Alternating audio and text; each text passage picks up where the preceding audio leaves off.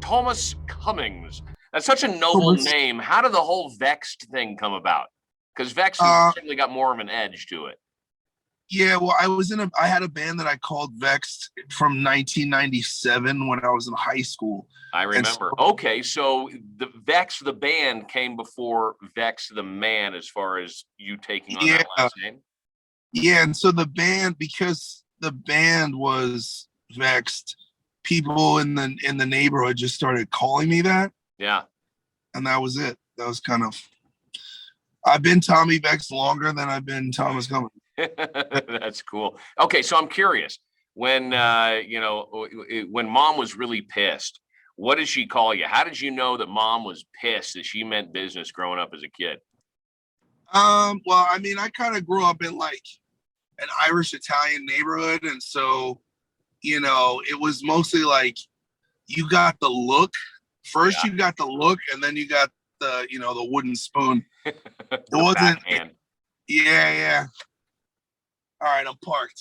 That's cool. Yeah, not a lot of words spoken there. Hey man, look, congratulations on all the success. Obviously, you've been doing this for a lot of years with Bad Wolves and now, doing your solo thing. How difficult has it been, to remove yourself from the Bad Wolves family? Obviously, it sounds like it went down in a pretty dirty pool style kind of way, which just it sucks from a fan's perspective to have to see something that you poured your heart and soul and so many years into that was on such a successful ride just go up like a nuclear bomb.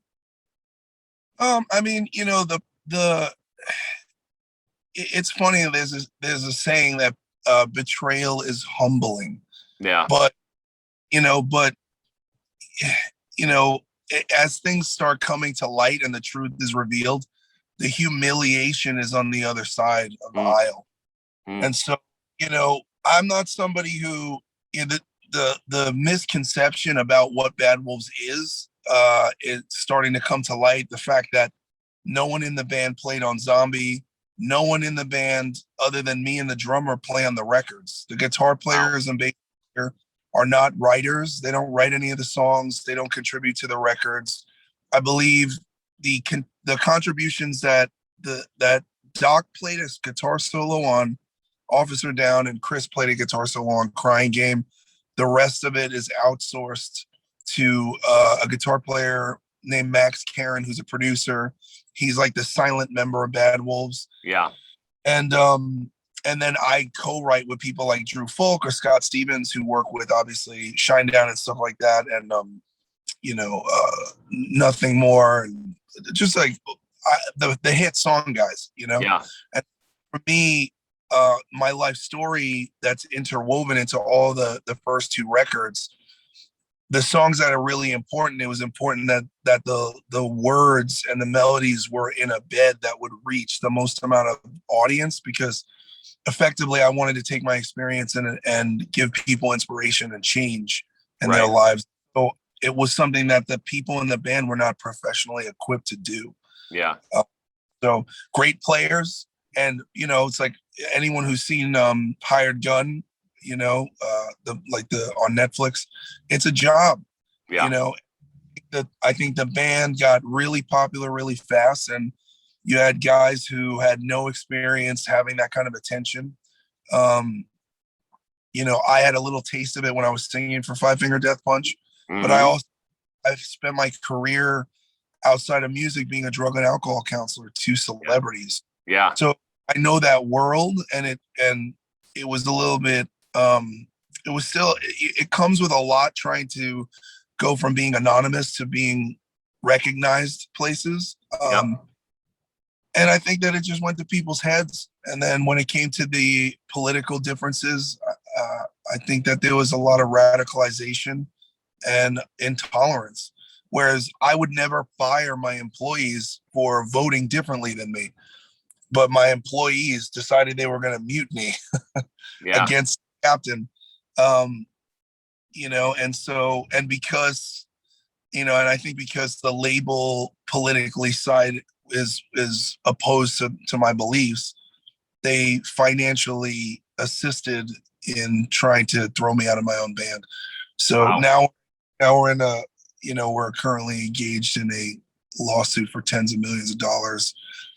And it's just messy business. Yeah, no doubt. Speaking about change, how important has sobriety been to you, Tommy, especially in these crazy last 19 months? I mean, the pandemic and the isolation and the loneliness of that one thing, but then, the whole professional life has got to been stressful. Well, I mean, I think that I'm grateful that I'm dealing with all this stuff at 12 years of sobriety. Yeah. And I go to meetings on Zoom, and then, when meetings started happening in person and people did social distancing and stuff, I would attend meetings in person. And, having that community and having that support system is, it's so important and so intrinsic into moving forward through our struggles and remaining sober. And I think that what I've learned from sobriety is life doesn't get easier, but if you stay sober, you get better at dealing with it. I know the statistics of how many people have died from overdose and from suicide and mental health issues during the past year, and it's heartbreaking. Yeah. And I think that we're kind of looking down the barrel at another lockdown. And when you consider that more teenagers killed themselves last year than COVID killed people under the age of 18, I think we really have to reconsider those measures, because obviously the lockdowns were a failure if we're still dealing with COVID and collateral damage of all this mental health and addiction. I just don't think that it's worth it. Do you think that there is such thing as a casual drinker or a casual partier, somebody who might smoke a joint at night just to be able to go to bed, but they can still function as a productive member of society? And then there's another deviation where people just have an addictive tendency, and so it becomes them. I mean, I think in the literature it's outlined. There are normies. There are people who drink and recreationally use drugs with impunity, and I have tons of friends like that, and tons of people, and they're just great people, and they just don't have the genetic predisposition that I have. Right. And then there are hard drinkers. There are people who they might party a little too hard and in college, or something will happen and the doctor will be like, you got to lay off the booze, or their wife will be like, or husband or partner will say, hey, like, it makes me uncomfortable when you drink too much, and then they just chill. Yeah. And I think that for addicts and alcoholics, when we remove the drugs from us, our lives don't get better. We get more irritable, and we get more we struggle to deal with life more. Yeah. Because I think that drinking is a symptom of the disease, and the drug use is a symptom, and we're actually using those outside circumstances to quell a mental and spiritual and physical allergy. Yeah. It's a self-medicating thing to do. Yeah. Yeah. Oh, my phone just said it's cooling down. Can you still see me? Yeah, I can't see you. All I can do is hear you. But I'll keep on rolling because I can't hear you. Okay. Yes. My phone, I guess, overheated. That's weird. Is it an iPhone? Yeah. Damn iPhones, man. Hey, so let me ask you this, Tommy. You've played with a lot of great bands and musicians throughout your career. I mean, Snot, Divine Heresy, Westfield Massacre, not to mention filling in for Ivan, like you were talking about earlier, in Five Finger Donkey Punch. What vocalist out there right now in the world of rock do you have the most respect for as an artist? Probably Aaron Lewis. Aaron Lewis. Okay. Yeah. I mean, at this point, I've seen a lot of people who feel a certain way and have not had the courage to speak their truth. Yeah. And I think Aaron Lewis, he just doesn't. He's standing on his hill, and he's a patriot, and that's what he believes in, and he's not going to be told no. Yeah. And I think that I think that my former label tried to make an example of me, Mm, And that's even more respectable that he's like, well, I don't care what you try to do to me. This is who I am. right. Uh, so that's kind of like, that's really it. Really it. I don't really have much respect for many people Yeah. left the past, 18 months, because I know a lot of people who could have spoke up and they were too afraid. And Right. that's not rock and metal is. Like, we're supposed to be the anti-culture, like, the rage against the machine instead of raging on behalf of the machine. Yeah. I mean, just by definition, rock is a kind of a rebellious platform, to rebel against the norms and the stereotypes, and to rebel against certain parts of society you might disagree with. So, I applaud you for having the balls to stand up for what you believe in. Whether or not I agree with it or not, it's certainly within your right. And if you want to use your platform and your awareness, being a celebrity, to put your money where your mouth is, I'll go for it, right? Yeah, and I mean, and I think it's important. Um, I I support people speaking up against things that I don't necessarily agree with either, because I'm a constitutionalist. Like, I don't Mhm. believe so much liberal versus conservative. I just feel like our forefathers got it right, and the Constitution is there to serve for a reason, and we have the First Amendment for a reason. I think also dialogue and communication makes us better. So Yeah. if we continue to live in echo chambers where we don't accept information from someone who has uh, an ideology that's the antithesis of ours, we can't learn from them. Yeah. Was You there know, any sense of apprehension at all, or any nervousness going back out on the road doing a club tour, which has the potential to have a lot of sold out nights with people packed into clubs in this age of COVID? Are you concerned about that at all? well, I've had COVID.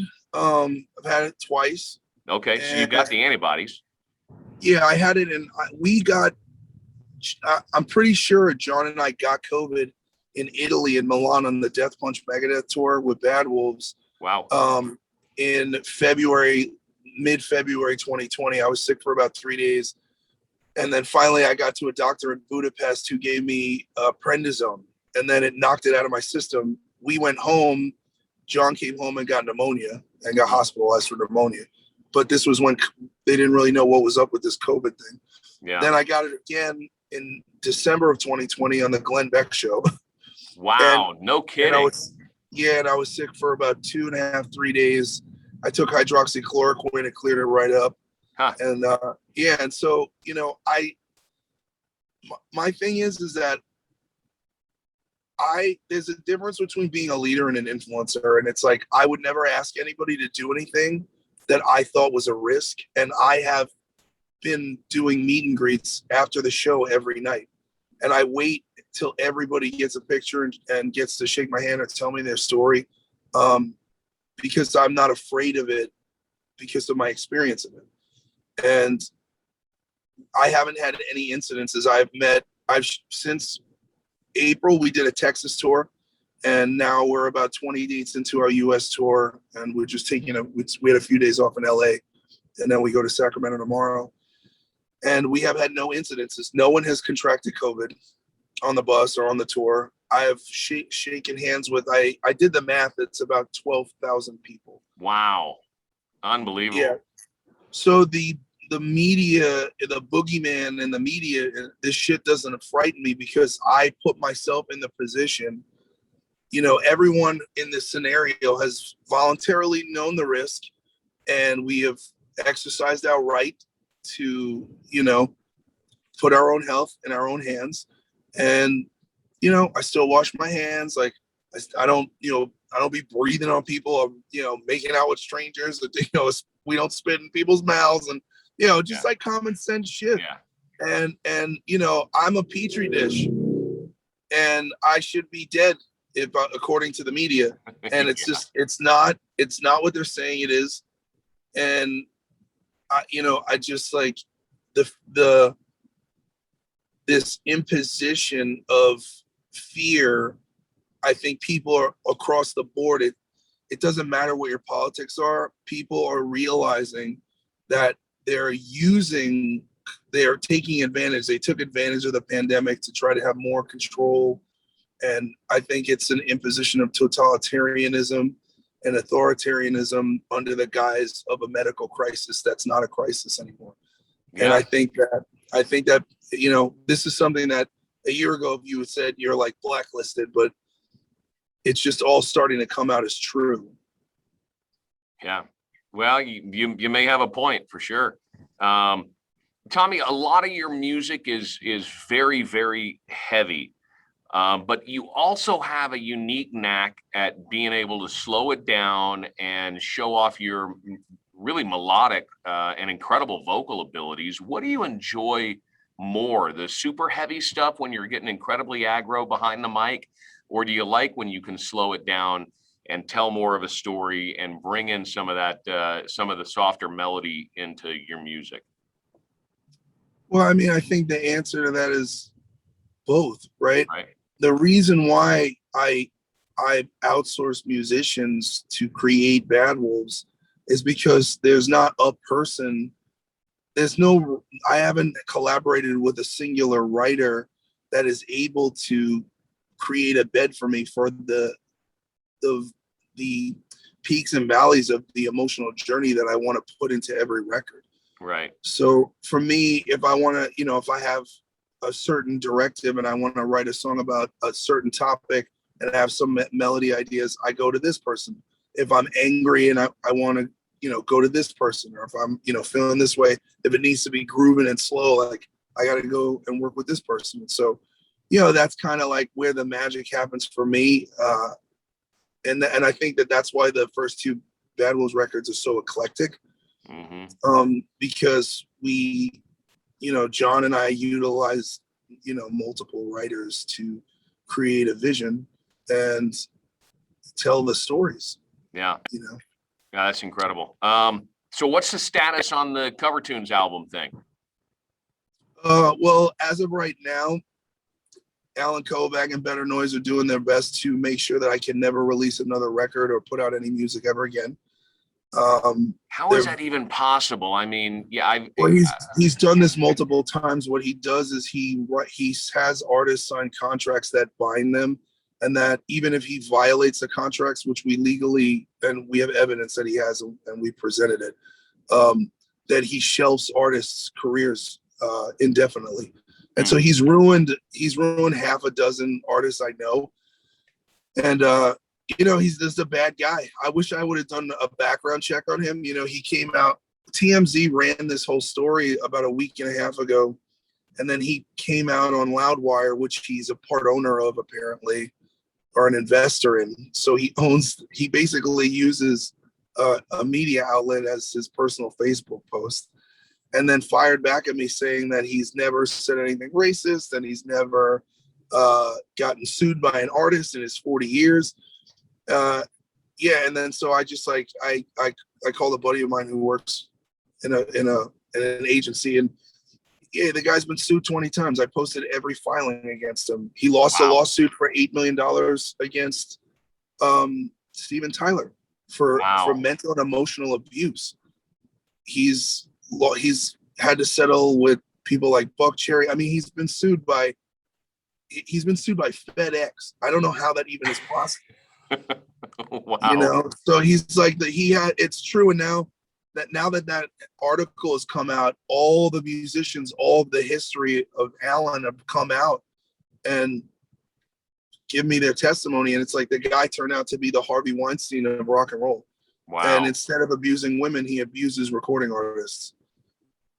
So the long and short of it is you're not sure exactly when that's going to see the light of day. Hopefully this mess will be behind you one of these days, and maybe 12 months, 18 months. Just I would like it to be over tomorrow, but I'm not in control of that because this is not a business thing. This was a very vindictive move to punish me for not carrying the message that I was told I have to carry, which is not my message, Yeah. So what can we expect on Saturday night? Are you going to be doing some Bad Wolves songs? Are you going to be doing some cover songs? Is it just going to be new stuff that people aren't that familiar with? I'm gonna play a bunch of songs that I wrote. I'm gonna play a bunch of songs I didn't write. All the hits are gonna be there. Expect Okay. everything that you could expect. And yeah, and then we'll see what happens. Like currently we're in this situation, and I don't know. I might end up with Bad Wolves with the name completely after this is all said and done because Really? of all the other things. Yeah, I mean that's what we're fighting for. Yeah. Yeah, the argument is who is the most identifiable with the band. The Duh. label and the band have illegally kicked me out of our social media, which I own. They're Yeah. using the name without my permission. They have replaced me with a singer. They've taken my songs and re-recorded them to try to make it like I never wrote all these songs, and songs that no one in the band contributed to anyway. Mm. So it's a very sticky, malicious thing it's very strange. Mm. I don't really know what warranted it, other than my political beliefs. Yeah. Well, I'm You know, sorry you're having to go through all that, man. You're such an impressive front man and such a prolific writer, and you speak from the heart, and I appreciate that from one artist to another, and can't wait for the show on Saturday night, man. Please travel safe, enjoy Sacramento tomorrow, and all right. we'll see you rocking loud and proud here in the biggest little city in the world on Saturday, man. I can't wait to come back, man. Every single time I'm in Reno, it's awesome. So I'm looking forward to seeing everybody again. Sounds good, man. We'll probably hook up the night of the show. All right. All right, I'll see you there. All right. Take care, Tommy. Thanks for the time, man. Thanks, brother.